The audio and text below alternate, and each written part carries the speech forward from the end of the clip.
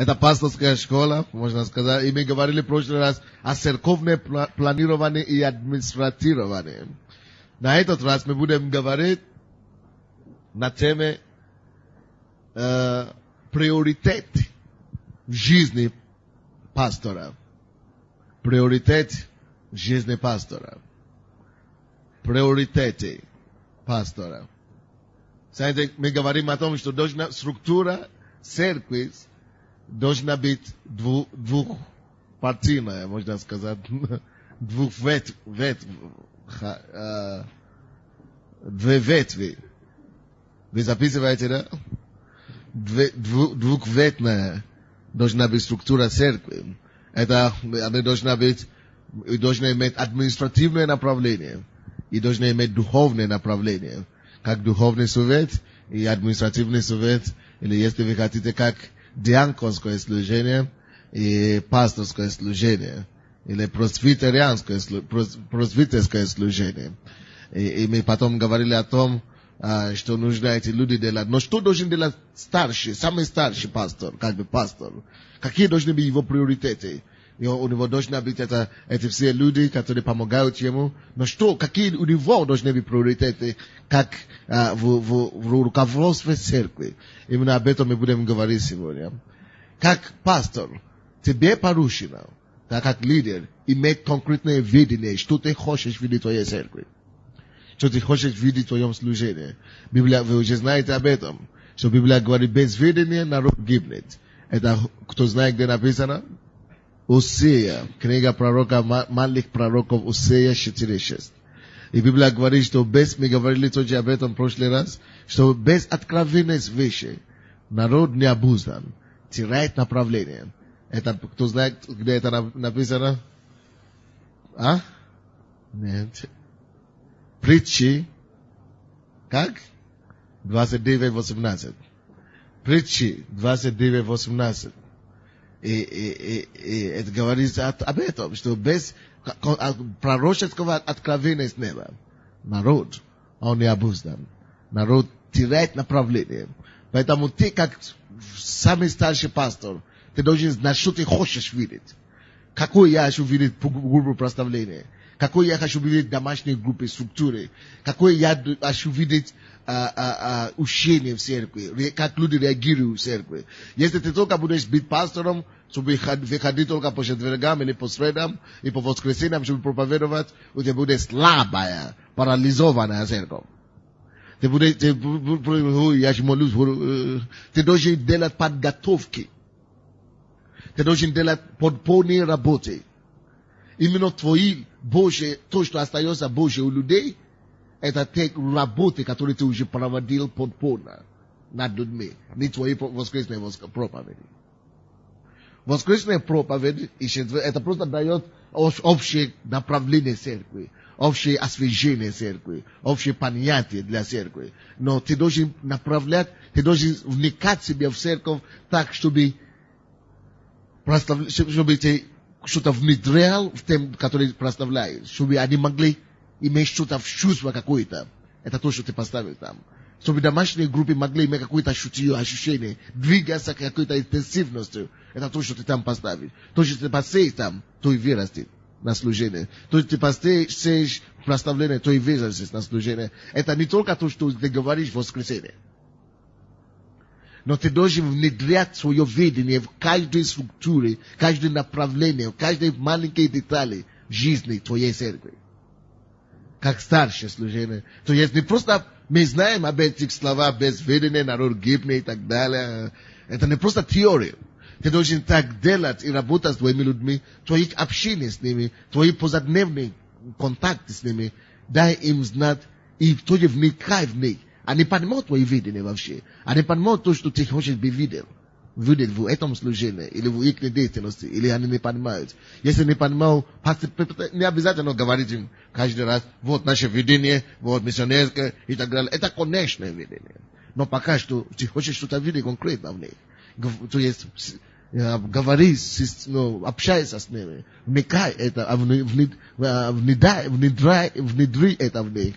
Насаждай это в них, и чтобы они могли просто чтобы все организм церковный мог работать к одной цели, эффективности. Не просто, когда ты приходишь в церковь, когда все собираются, у тебя есть церковь. Нет, твоя церковь есть то, что ты посеял повседневное общение с своими людьми. Общее направление, которое ты даешь им. Ты сам должен иметь четкое понятие, что ты хочешь видеть. И если ты видишь, что у тебя не хватает, бывают такие моменты, как будто потолок. Да? Ты пришел, уже все, я не могу двигаться больше. Ну, не могу развиваться больше. Я даже не могу сам давать направление больше. Я не могу. Это значит, ты перестал учиться. В прошлый раз мы говорили об этом. Ты должен начинать постигать что-то новое. Начинай искать, посмотреть, как другие строят. Посмотреть, как другие церкви. Посмотреть, как учись у других людей. Учись Библии. Учись у Бога. Подучи новые. У тебя должны постоянно рождать новые направления, новые видения, новые конкретные цели, новые задачи, которые нужно поставлять перед людьми. Если ты перестаешь давать им задания, цели, новые побуждения вперед, сразу церковь начинает умереть. И ты тоже с ними. Ты должен видеть больше, чуть-чуть больше, чем твоих людей видят. Ты должен опережать, ты должен видеть заранее некоторые вещи, которые они еще не видят. Это механизм твоей работы. Звони им дома, домой, говори с ними, спроси у них, как у тебя это получается, может быть лучше так делать, может быть лучше так делать. Вникай конкретно. Твое видение не должно быть только в твоем сердце. Твое видение должно быть в сердце и в жизни всех твоих людей. Поэтому я не могу себе позволить, чтобы на лидерскую не приходили лидеры. Я не могу себе это позволить. Если нужно толкать, я толкаю.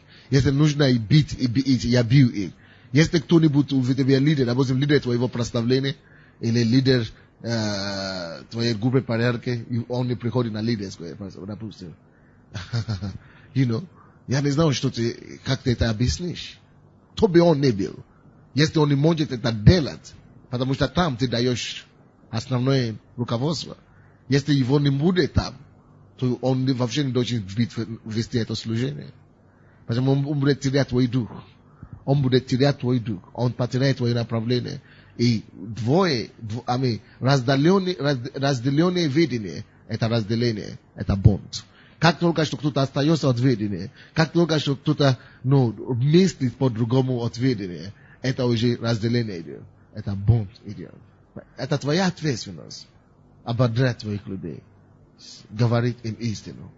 Истина всегда будет сделать им свободными. И особенно относительно видения церкви. Я не хочу много говорить об этом. Но вы поняли, что я имею в виду, да? Это первое. Твой приоритет. Приоритеты старшего пастора. Это твой приоритет. Первый приоритет. Второй приоритет старшего пастора. Ты должен быть коммуникабельным. У тебя даже должны быть, я бы хотел сказать, у тебя должны быть коммуникабельные выработки, или skills, как можно сказать. У тебя должны быть коммуникабельные способности, наработка, можно даже, если вы хотите. Не только способности, ты должен развивать эти, ты должен стили, способы, подходы развивать, поднимать. Потому что если ты будешь только по одному стилю говорить твоему лидеру или твоей церкви, ты будешь надоедать их. Они не воспримут тебя больше, чем месяца. Потому что ты говоришь только этим стилем, сегодня, ты бьешь их. Они это обратный результат начинает быть. Ты развивай некоторые приемы, специальные приемы. Может быть через шутку, может быть через расслабление, может быть через допросы, может быть через отчет, может быть через проповедь, может быть через учение, может быть через просто взрыв, может быть через приглашение другого человека, может быть через просто взаимоободрение. То есть у тебя должны быть очень развиты, как старший пастор, коммуникация, коммуникабельность, или как мы говорим, с людьми. Вы знаете, я знаю, что есть пасторы, которым нельзя подойти в церкви. Не только как лидером, лидером, я говорю, вообще. Ты должен быть коммуникабельным со своей церковью. Да, иногда у тебя будет, насколько перегружен, насколько занят, большой пастор. Но как бы ты ни был большим пастором, ты должен сохранить коммуникабельность. Всегда дай твоим людям знать, что они могут подойти к тебе в любое время. Всегда дай им знать, что ты доступный. Пускай они будут знать, что ты есть их пастор. Каждый член церкви имеет право получить пасторскую ласку. Каждый член церкви имеет право на любовь Отца. У нас в церкви есть некоторые люди, которые, меня это огорчает.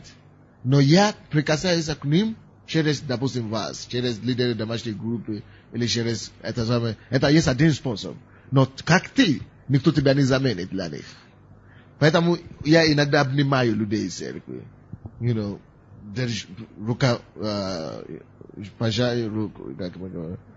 Пожимаю руку, и иногда даю просто держу за руку, просто, прикасаюсь.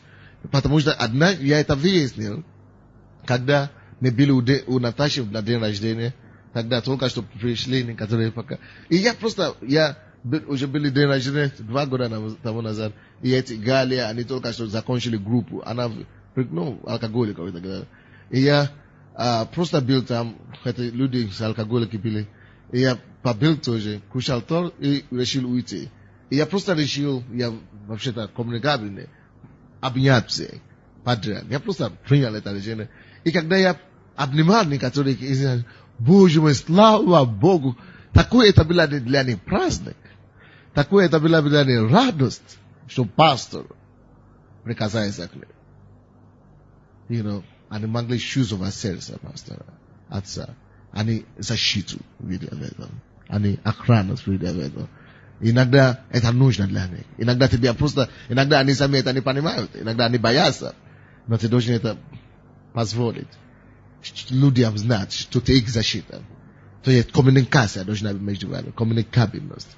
Должна быть. Иногда ты не можешь, особенно в такой большой церкви, иногда ты не можешь прикасаться к людям, некоторые. Но постарайся как-то. Я не знаю. Но я использую все, что у меня есть. От глаз до ноги, до рук, чтобы пообщаться с членами церкви. И церковью. Я могу тебе моргать глаз, я могу тебе просто улыбнуться, я могу тебе просто махать руки, я могу просто смотреть тебе в глаза, и это о чем-то говорит. Просто каким-то образом дай им знать, что они важны для тебя, что ты их замечаешь, что ты их пастор, что, то есть это коммуникабельность.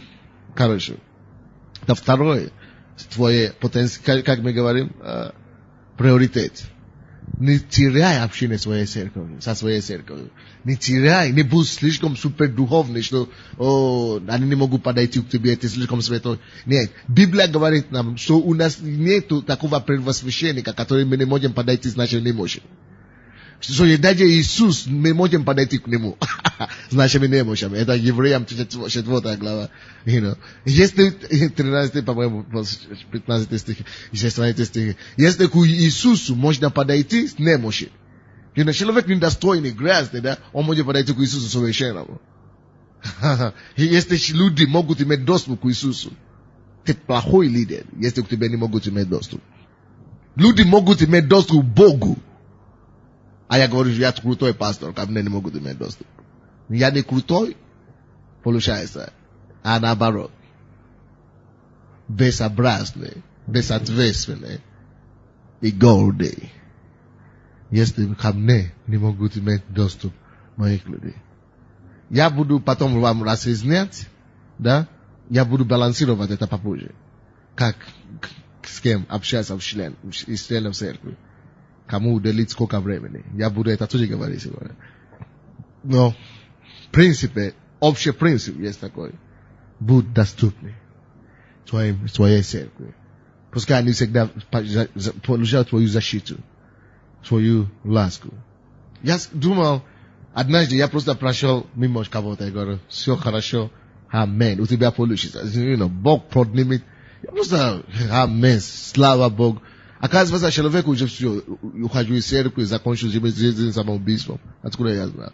Я просто говорю, он говорит, что я хотел покончить с собой, а вы подошли ко мне и сказали, что все будет хорошо. Я говорю, когда? Я не помню. Вот. И просто потому что просто развиваешь это. И просто, ободряешь людей и так далее. Да, ты много чего делаешь полезного. Даже когда ты смотришь на кого-то и просто улыбаешься им, это даешь. Но ты это не делаешь подряд. Тебя не хватит ни времени, ни органов тела, ни членов, чтобы это делать. Но ты будешь знать, кому это нужно. Иногда ты видишь, кому нужно подойти или что-то. Иногда ты видишь, кто-то сильный. Библия говорит, что мы больше всего обращаем внимание на слабейших членов церкви, тела, членов тела. Это второе у нас, 1 Коринфянам, да, 12 глава, 26 стих. То есть мы должны уделять время, внимание нашим людям.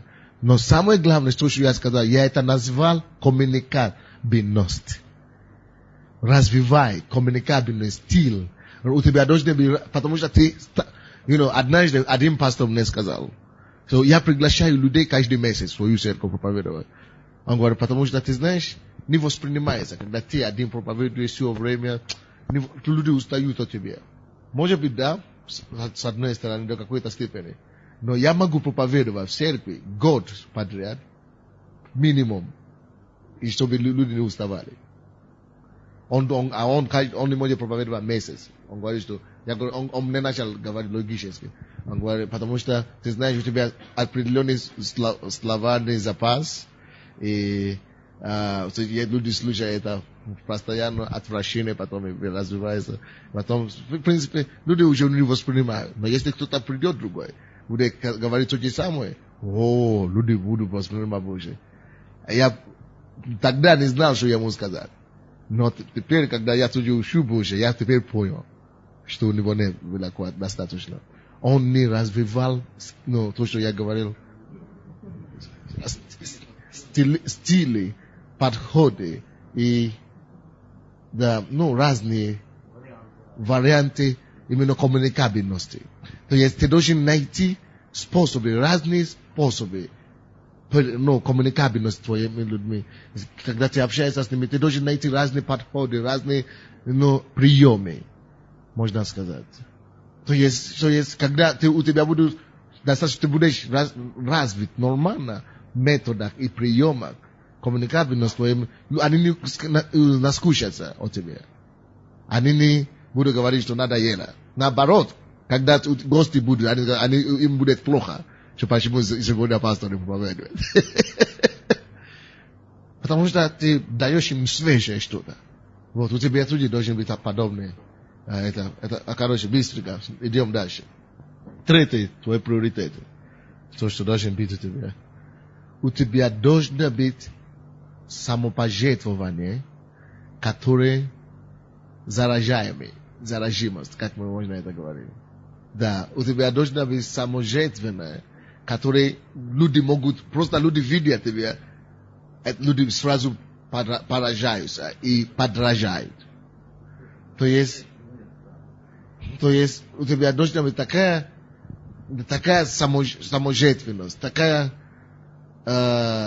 жертвенное сердце, что не надо тебе сказать людям, бить им, что вы тоже жертвуете, вы тоже то, что люди видят это настолько явно, что они сами хотят жертвовать.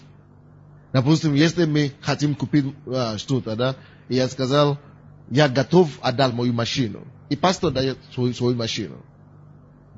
Как Йонгишо делал, да? Он дал свой дом, или что он дал? Да, и он даже не имел кредит.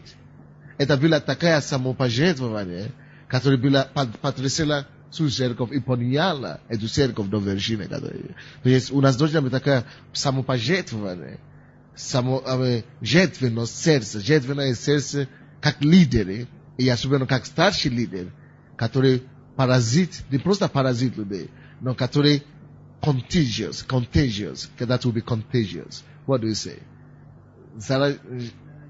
Заражаемый, ni zajigajmy, a imенно, который, чтобы заражаться. Не заряд. Допустимо так говорить, да? Заражается. То есть, оно должно быть насколько сильное, что просто моментально, естественно заражается в церкви, среди лидеров. Что есть все хотят заразительные. Это должна быть заразительная такая жертвенность у нас. Особенно если ты старший брат. Допустим, сегодня пятница, тяжелый день.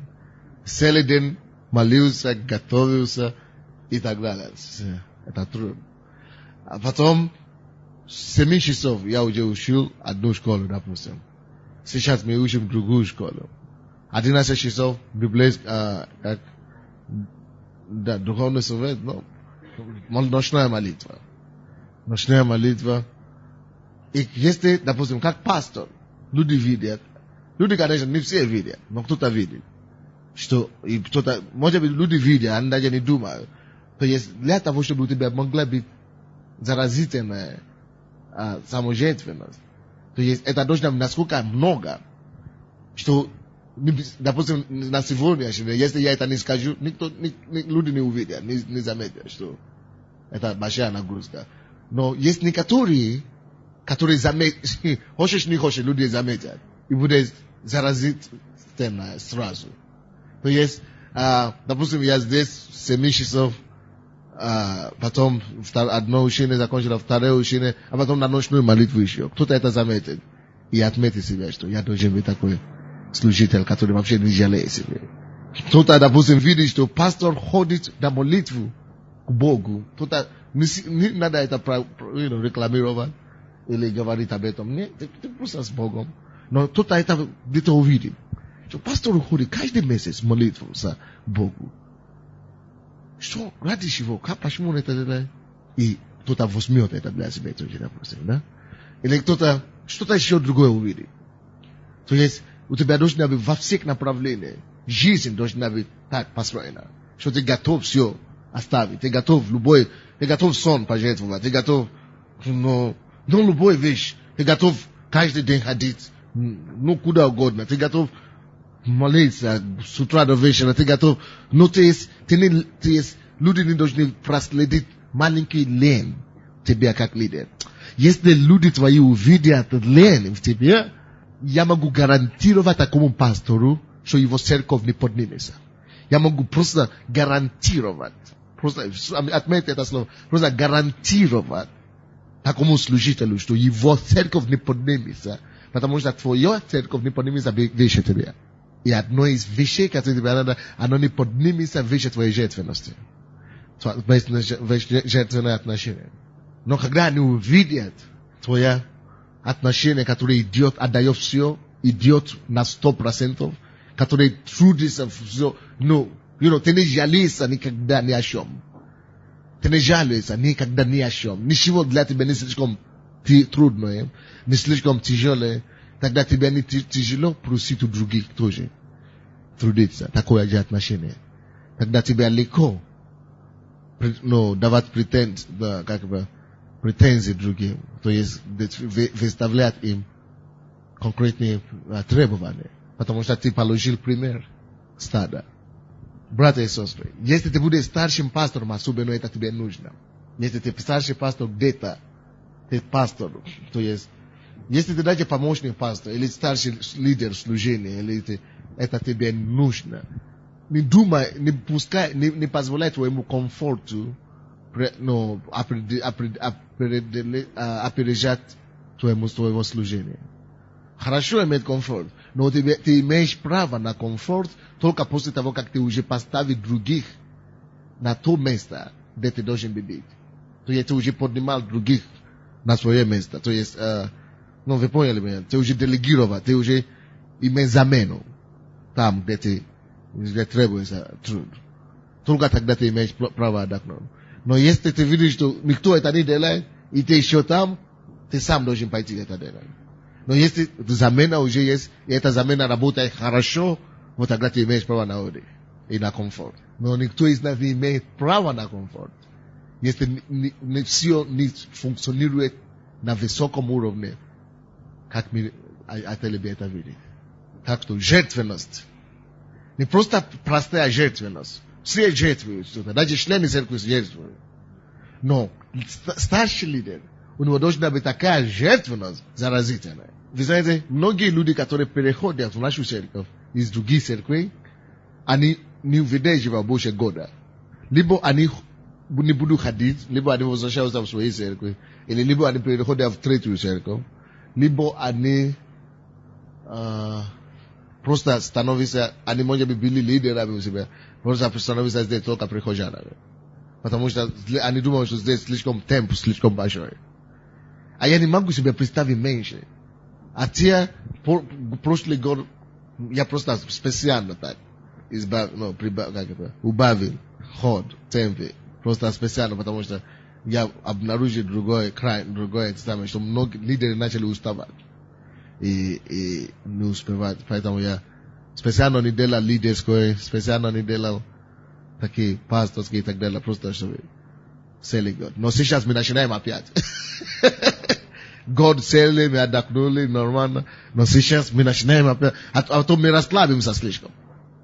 Вот, короче, принцип такой, просто знай, что ты как служитель, и как старший служитель, не дай себе, такому, не позволяй себе лень, никогда в жизни. Это паразит, это как decay, это как, это как расложение, это как расложение, это как расложение в церкви. Разлагается все. Если ты позволишь лень, вау! Я был в одном городе, Хмельницкий, чтобы проповедовать. Там в библейской школе с утра, библейская школа, по-моему, была днем, может быть, с 2 часов до вечера. Или что-то подобное, я не помню. И с утра я встречался с пастором. Однажды я просто заметил, что я просто почувствовал, что я должен задать один вопрос. Я просто задал вопрос, сколько у вас людей на содержании в церкви? Сказали 5 или 6. Я говорю, кто? Пастор, администратор один, а второй администратор, помощник. Сколько человек? И я задал вопрос пастору. Она приходит, чтобы общаться со мной каждый день. Мы задавали вопросы с утра, а потом вечером я проповедую. Короче, я задал вопрос, а вы где они сейчас? Я просто говорю, ты сейчас здесь, пастор? Где администратор 1-2? Но я не знаю. Может быть в офисе. Как это может быть? А секретарь? Да, секретарь в офисе. 6 у них. И наверное, они придут в офис, может быть, 12 часов. А когда они приходят в офис? По-разному. Зачем ты тогда платишь? Я не пойму. Где они? Где помощники пастора? Дома у него дети слушают. Они на зарплате? Да. Где они? Дома с детьми. А ты здесь учишься. Их нету. Я говорю, слушай, ты не можешь позволить себе тратить Божьи деньги, просто так. Я говорю, если я тогда как раз очень строго, я ходил в церковь, в офис, каждый день.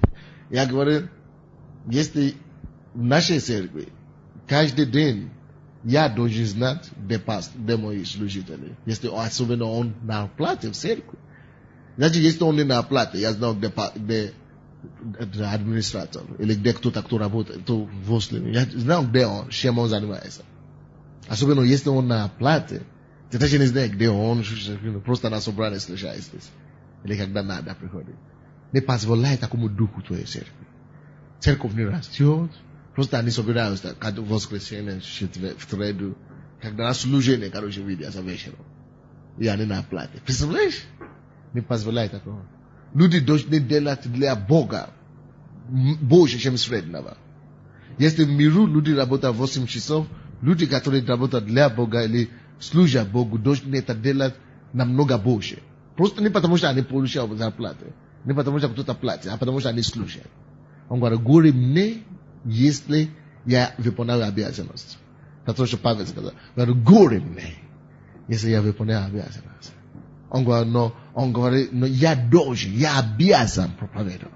Это обязанность. это не работа. Это горе мне, если я не буду проповедовать. То есть вы должны, иногда служитель сам, она говорит, я тоже это вижу, что это все ненормально, но мне неудобно требовать. Такая женщина, она говорит, мне неудобно требовать. Неудобно требовать, молись. Я говорю, мне тоже бывают такие случаи, когда тебя тяжело конфронтировать. Ты знаешь, что тебе надо делать в это время? Иди в молитву. Просто погружайся в молитву полностью, пока Бог тебя не наполнит дерзновением и даст тебе слово. Тогда просто позови всех вместе. И просто говори это слово, и Бог тебя поддержит. И Бог даже кому-то положит на сердце там, кто тебя поддержит тоже. И тебя будет легко это делать. Но лень не позволь. И прежде всего твоим примером. Пример жертвенности и так далее. В начале церкви, и Наташа знает, каждый день я что-то делал. Я говорю, давай пойдем, мы ходили по больницам, чтобы евангелизировать наркоманов.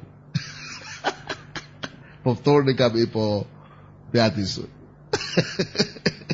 В субботу у нас было учение для новообращенных. Понедельник у нас было учение для лидеров. Среда у нас, то есть, но я не могу себе позволить, что мы ничего не делаем какой-то день. Как церковь. Как сейчас тоже. Конечно, мы не позволяем церковь брать нашу личную жизнь. Или нашу семейную жизнь. Но, церковь должна быть движение. Церковь тоже и служение будет не должны страдать, потому что мы хотим иметь комфорт какой-то. Мы должны просто просить у Бога мудрость, чтобы балансировать это все. Особенно ты, как лидер, короче. Я не знаю, о людей можно еще говорить, жалеть людей и помочь им иметь какое-то время, личное время. Но ты, как лидер, требуй себе, выставь себе такую планку, что тебя некогда отдохнуть. Спросите у жены, я могу быть дома с утра до вечера, не выходить из дома. С понедельника до субботу. И я делаю что-то. Просто дома, с утра до вечера, и не выходить даже на улицу. И я все равно нахожу дома, даже проблем. Не дома, не тарелку, сосуды, мыть и так далее. Я имею в виду конкретные работы, духовные. Мы приходим из дома, если мы не общаемся, я что-то делаю. Постоянно что-то делаю. Либо читаю, либо получаю откровения, либо пишу проповеди, либо читаю книги, либо смотрю проповедь. Что-то обязательно делаю. Либо звоню, либо говорю, либо я разрешаю какие-то ситуации. Ты должен просто сам нагружай себе работу. Следующее. У тебя должны приоритеты, мы говорим, да? Старшего пастора. Как старший пастор, ты не можешь позволить себе обижаться слишком часто. Спиршивым, как мы это говорим. Ты не можешь себе позволить быть раздраженным, спелшивым, что мы говорим. Люди, которые постоянно обижаются на что-то, недовольны, раздраженным. Какое слово можно лучше найти? Ты не должен возмущаться слишком часто. Какое слово там? Важным? Не. Возмущаться, то есть ты обижаешься, ты обидчивым, спилчивым. Ты не можешь себе позволить быть спилчивым, обидчивым и гневливым. Короче, у тебя должно быть высокий уровень терпимости. Как лидер, как старший пастор, ты должен иметь не просто терпимость, но высокий уровень терпимости.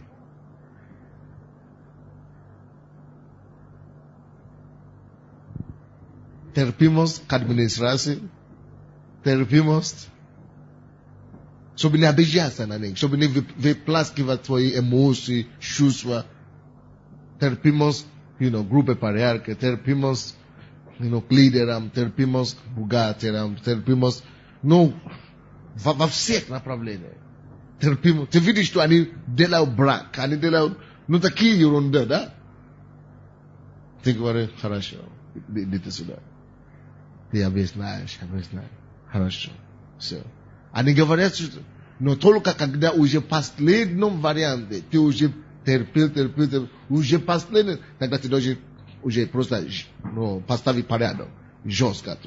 Нет, хорошо, так будет. Должно быть так. Но это должно быть только, когда всем уже ясно, что ты даже уже чересчур терпел.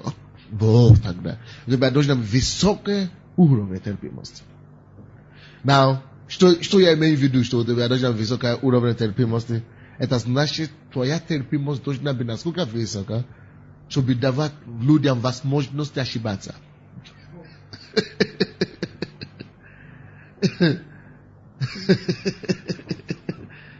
Ты должен иметь терпимость настолько, чтобы давать людям возможность ошибаться.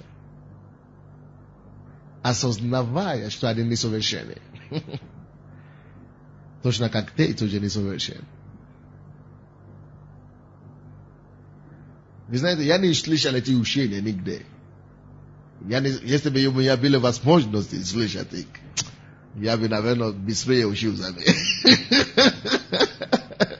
Но я вижу, что это время благодати. Бог нас так милует.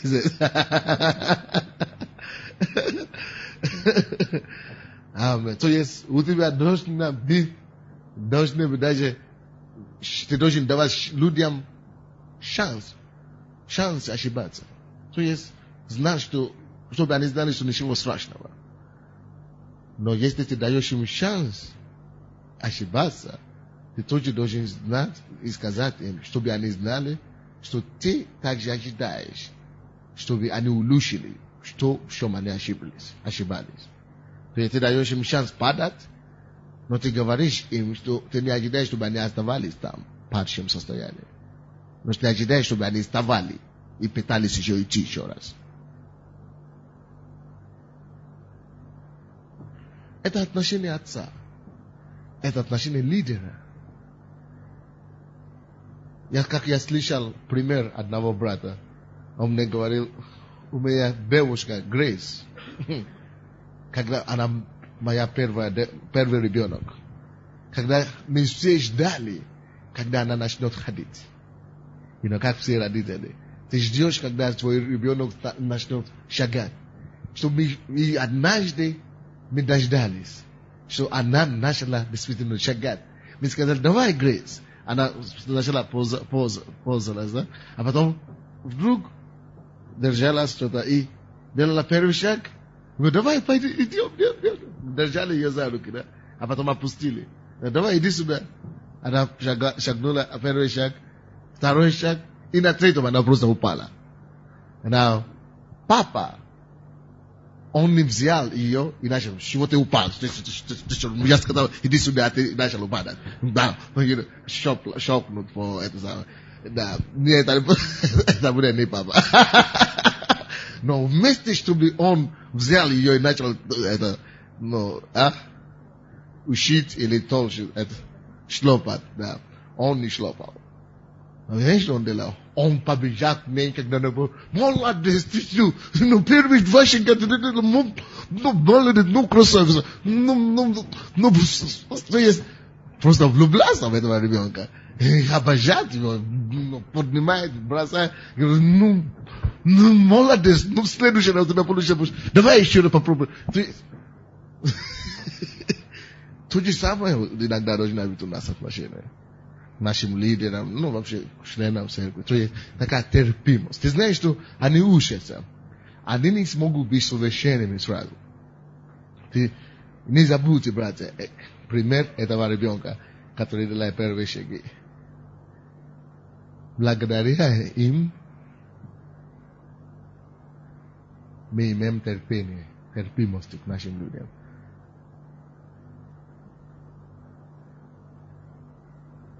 Я говорю людям на лидерском, это очень видите, когда люди делают меньше, чем я ожидаю.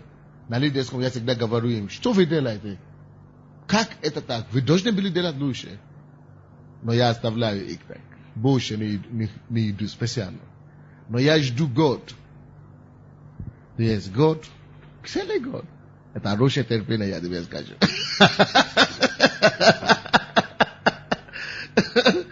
И после года, если я вижу координаторы, допустим, или лидер домашней группы, не развивался, не двигался, тогда у меня уже есть шанс сказать духовному совету или Toată administratorul nostru, liderul slujenia, извините, не лайте за мене.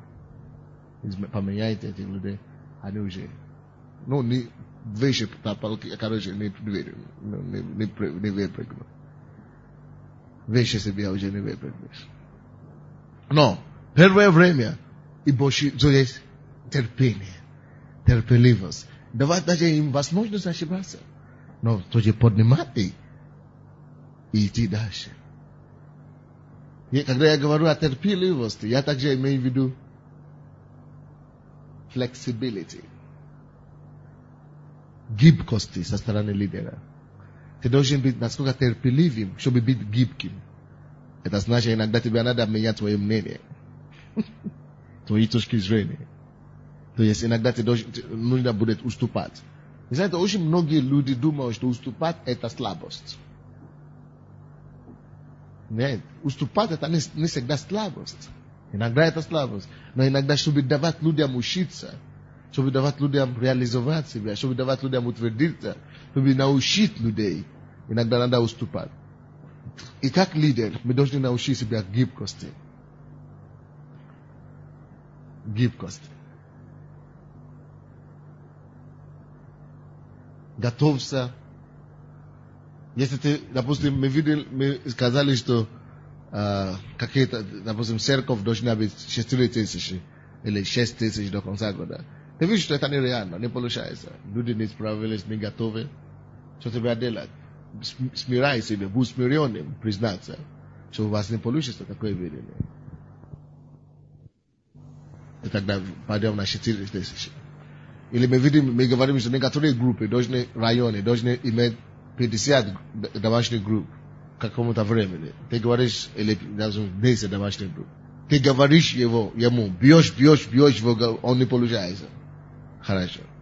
10 не получилось. Давай хотя бы к следующему времени, чтобы 10 уже было. К этому времени ты должен быть уже иметь 20. Но курс есть иногда такие компромиссы необходимы, чтобы учить людей, чтобы поднимать их и поддерживать. Пускай сядет. Гибкость и компромиссы должны быть присущи лидера. Не будь одноливым, пастор. Не будь слишком упрямым и одноливым. Или как мы говорим, одноливым, да? Прямолинейным, да. Не будь прямолинейным, будь гибким иногда. Твои решения будут гибким и терпеливым. Следующее. Приоритет твой как лидер. Следующее. Приоритет твой как лидер.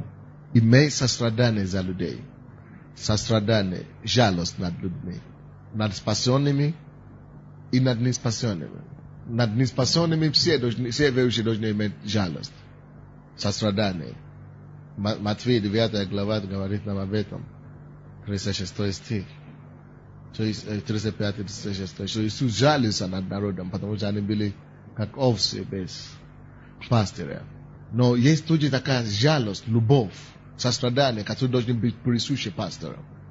Ты должен понимать, посмотреть на твоих людей и посмотреть на их реальные, трезво посмотреть на их реальные способности. И трезво посмотреть на их неспособности, недостатки. И у тебя должно быть уважение к этим их слабостям или способностям. Короче, ты должен понимать, иметь понимание в отношении твоих людей. С пониманием, короче, подойди. Проблемы всех твоих людей. Хорошо, кто-то загрешил, сразу, это плохо, что он загрешил. Сразу исключим его, или на замешание возьмем, исключим из церкви. Но если ты исключишь его из церкви сразу, он пойдет в мир и начнет еще вообще отойдет от Христа. Разве тебя выгодно от этого? Тебя тоже не выгодно. Может быть, что-то другое делать. С пониманием каким-то. Прости его. И может быть, ты снимешь его с лидерства. Но пускай он останется, может быть, в церкви, чтобы получить исцеление и восстановление. Пониманием, почему этот человек так поступил. Может быть, он такой злой, плохой или нет. У нас должна быть такая сострадательность и понимание, короче, на суждение с людьми. Почему это надо? Потому что ты старший пастор, ты как папа там. Да, когда надо, это именно последнее, о чем я еще говорил. Последнее. Ты должен понимать твою силу, твою власть, как пастор, и применять, и научиться применять твою власть.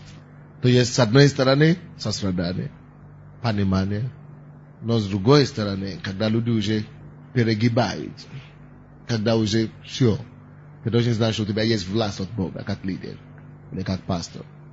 Бог дает тебе власть. Твое место дает тебе власть. Ты должен уметь применять эту власть. Есть некоторые пасторы, которые только люблю тебя, люблю. Добрый, они не хотят обижать людей. Добрый. Но иногда тебе надо применять твою власть конкретно. Так должно быть, так будет, так не будет. Конкретно. Нет, да. Знай твою власть и знай, как применять их. Я говорю о приоритете вашем, да? Приоритете лидера. Пастора или пастора, да? Теперь, вы помните, вначале я говорил о том, я не знаю, какой пункт, первый или второй, или третий, что тебе надо иметь доступность к людям, что люди имели, как мы это назвали, коммуникабельность, да. Но я хочу здесь привести баланс. Напишите под заголовку, под заголовкой, да, маленькая. Общая тема сегодня это что? Приоритеты. Теперь под заголовкой такая. Мудрость, или вернее, как мудро тратить свое время с членами церкви. Как разумно или мудро использовать, или тратить время, или проводить время с людьми. Как разумно проводить время с людьми. Допустим, у меня 1000 человек в церкви. Но 1000 это масштаб, дорогой, я тебе скажу. Особенно, когда у тебя больше того. Каждое воскресенье сейчас у нас минимум 2000 здесь. Это только в центральной церкви. Вот. 2000 человек. Не считая еще другие наши церкви в Киеве. 5 церквей еще другие в Киеве. Now, у тебя 2000 человек, скажем, да? Как тебе знать, кому уделять время, как принимать всех этих людей? У меня есть здесь такой, я высчитал это где-то, мне очень понравилось. Я думаю, это нужно использовать нам. Если дьявол знает, что у тебя нету понимания в этом вопросе, и нету мудрости, как тратить свое время, он может тебе... То есть, мы уже говорили, или мы будем говорить о том, как тратить свое время с молитвой, как тратить свое время... Но сейчас я говорю о людей. Аминь. Я говорю о людях. То есть, со своими членами. Как уделить время и так далее. Не позволяй дьяволу, слушай, не позволяй дьяволу делать твое время безобразно. То есть, делать тебя неорганизованным. Это беда многих служителей. Каждый день люди приходят к ним. И они не могут быть организованными и порядочными. Они могут упорядочить свое служение и свою жизнь. Потому что они не дисциплинированы, они не обучены, они не знают, как проводить время с людьми. Потому что Библия говорит, что вор приходит, чтобы украсть, убить и погубить. Дьявол хочет украсть твое время, а потом убить твой дар и погубить твое служение. Не позволь ему украсть твое время. И дьявол может даже через людей твоих. Вроде бы, да? Я добрый пастор, я хороший пастор, хочу быть хорошим пастором, хочу уделить всем внимание, но через людей дьявол может украсть твое время. Какое-то влияние, внимание очень уделять людям и так далее. Это может, наоборот, минус привести свое служение. Это может украсть твое время и разрушить твое время. Если ты не будешь иметь мудрость, как уделять времени людьми. Ты должен знать тоже приоритеты в этом направлении. Приоритеты в работе с людьми, которые приходят к тебе в церковь. А то у тебя не будет времени для слова и для молитвы. Короче, как общаться с людьми, которые приходят в церковь? Как мы говорим, что мы должны быть коммуникабельными, но у тебя должны быть приоритеты. ты должен знать, что не всем подряд ты должен вот так открыться. Первый твой приоритет в общении с людьми. Или как первый, кому нужно уделить время. Можно сказать так. Твои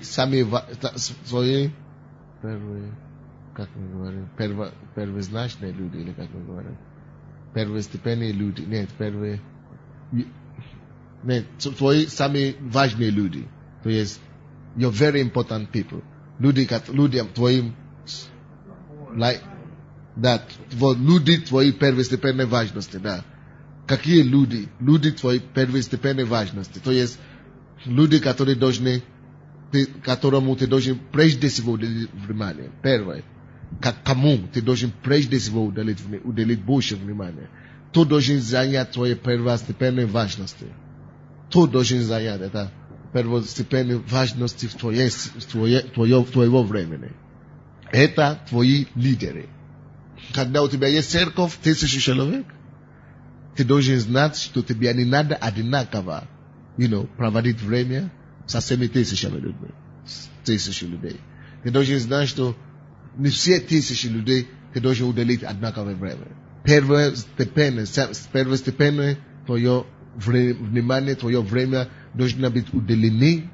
Большинство твоего времени должно быть уделены люди, которые не только уже спасены, но люди, которые уже знают цену спасения.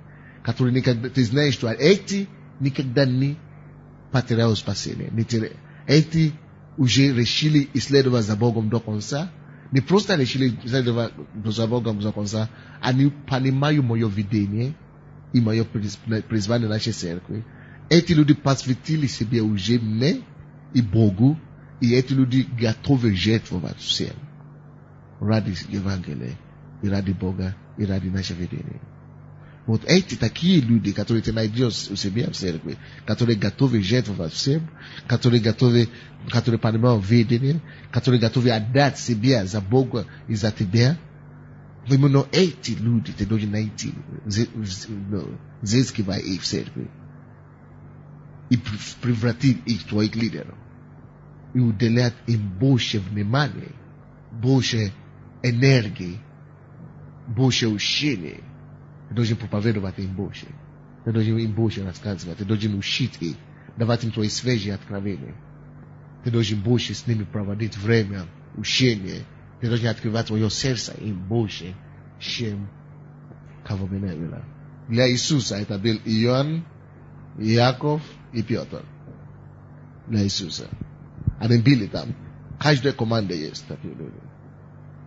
Хотя из этих 3 у Иисуса тоже были самые близкие. Иоанн, любимый ученик. То есть твои первостепенные важные люди в церкви, это именно такие люди, которые тебе уже сейчас служат. Не те, которые будут служить. Я имею в виду, те, которые уже жертвуют, уже понимают видение, уже двигаются с тобой, уже помогают тебе, уже носят с тобой бремя, которые уже есть, current. Настоящее время уже помогают тебе. Не те, которые не потенциальные, не те, которые имеют потенциал, а те, которые уже сейчас уже носят с тобой бремя. Уже поддерживают тебя, уже подкрепляют тебя. Даже без твоих, это самое, они подходят, прилагают себе. То есть ты видишь, что они полностью преданы тебе. Найди таких людей, инвестируй себя в них. Влаживай себя в них. Это серьезное дело, братья. Серьезное дело. Не просто кто-то, кому попало, а люди, которые уже понимают видение, которые, ты знаешь, они никогда не отойдут от Бога, они рассчитаны до конца, они уже жертвуют себя и готовы жертвовать себя для видения, для Бога и для тебя, как лидер. Приближай к себе. Ты не грешишь. Потому что они, которые начнут это видеть, и они начнут говорить, что пастор приближает к себе определенных людей. Пускай будет. Иисус то же самое делал. Иисус то же самое делал. Второстепенные твои люди, важные люди. Это твои потенциальные лидеры, можно так сказать. you're teachable people. Люди, которые ты видишь, что можно учить, можно поднимать, можно, то есть потенциальные лидеры. Они готовы учиться, они рвутся. Именно люди, которые больше рвутся. Может быть, у них не хватает знания, может быть, у них не хватает способности, может быть, у них не хватает мудрости еще, может быть, они новообращенные, но если они рвутся, найди их. Люди, которые хотят служить, хотят слушать учения, хотят быстро, они хотят слушать тебе. Находи их. Находи таких людей. Люди, которые тянутся к учению. Люди, которые тянутся к служению. Люди, которые имеют ревность по Богу. Находи их. А им ты должен уделять второстепенную важную роль.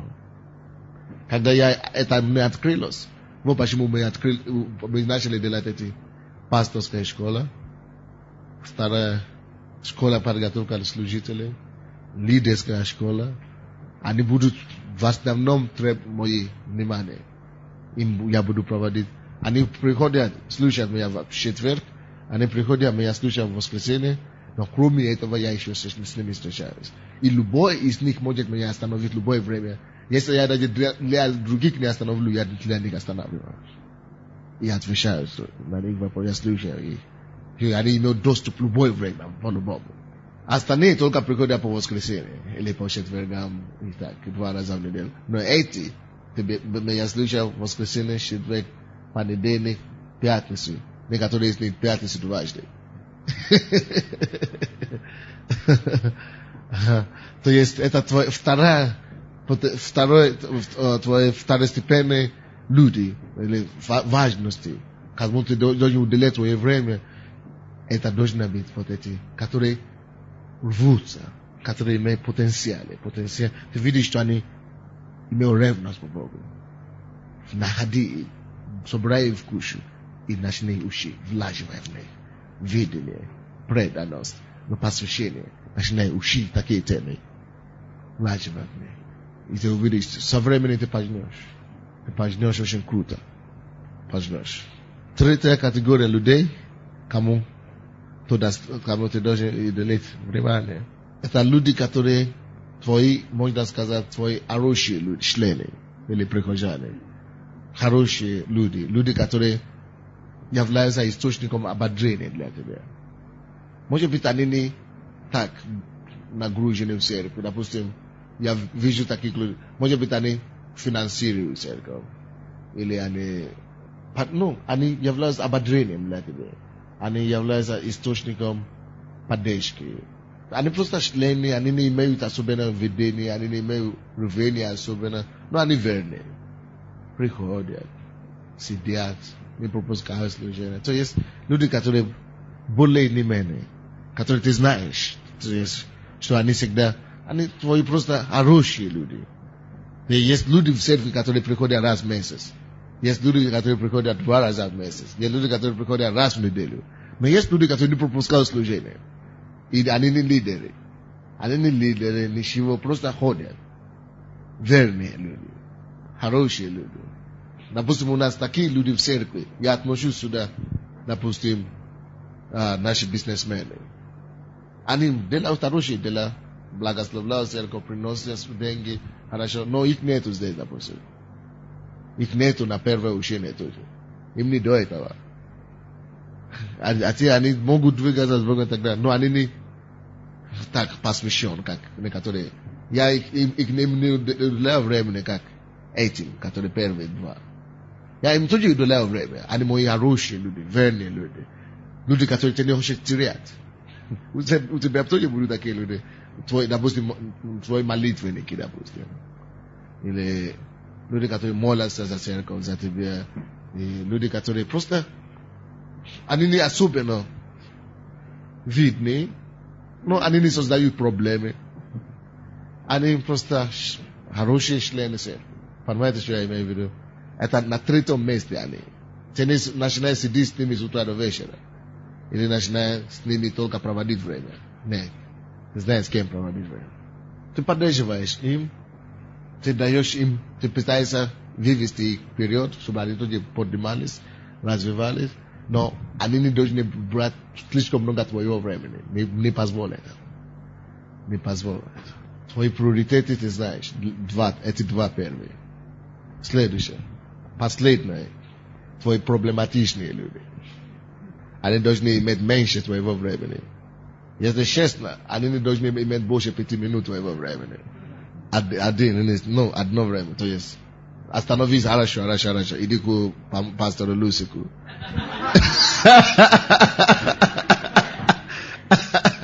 Пошли подальше, короче.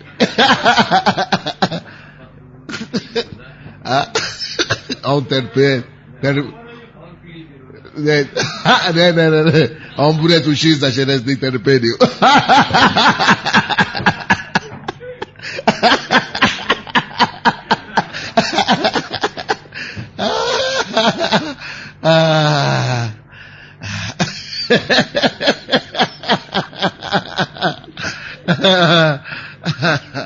Есть такие тоже. Что значит проблематичные? Они приходят, ты уже прошлый понедельник или это самое, разговаривал с ними. Они тоже сами с этим вопросом обязательно. Еще не решил. Ты говори, ты молился за них, я еще не исцелен. Хорошо, приходи, я еще помолюсь еще. Ты помолился, еще не исцелен. Приходят еще через месяц. Хорошо, тогда иди, это самое, иди на учение. Теперь надо проводить. Я вам скажу, именно этих людей дьявол больше всего использует, чтобы воровать времени у пастора. Именно они больше всего тебя давят на тебя, а потом ты начнешь сам иметь депрессию через них, если ты не будешь осторожен. Ты сам, потому что дьявол приходит, чтобы украсть, убить. Дьявол начинает украсть всякие твои запасы. Потом ты начинаешь раздражаться сам. Они убьют твои всякие духовности, если ты не будешь осторожен.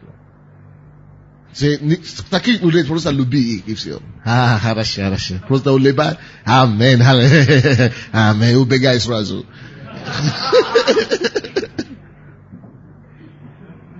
То есть всех ты должен любить, конечно. Ты призван всех любить. Но не проводи лишнее время с проблематичным. Да. Они всегда так говорят. Ты никогда не решаешь их проблемы. И никогда не отвечаешь на их вопросы. Никогда. Не бывает, чтобы ты конкретно ответили. А? Нет, они даже иногда некоторые из них даже не знают. Они даже не знают, что они делают. Они просто думают, что они живут нормально. Да. То есть они всегда приходят. Почти новые проблемы, или то же самое даже проблемы приходят постоянно. Тебя не стоит уделять им лишнее время. Но есть 4 категории людей. Как ты должен знать, как распределять свое время. Но самые твои большие приоритеты, это самые 2 первые. Вы думаете, это вам нужно? Я думал, что это мне, допустим, полезно. Давайте станем. О приоритетах пастора, да. Приоритеты жизни пастора. Благодари Господа за эти приоритеты. Возьми их по одному и благодари Господа за них. Возьми, просто открой твой конспект, молись по каждому пункту и проси, чтобы Бог тебя помог быть эффективными и поставить и расставлять эти все приоритеты и жить под ним во имя Иисуса Христа. Мы молимся. Попроси Бога, чтобы Он помог тебе. Будьте благословенны.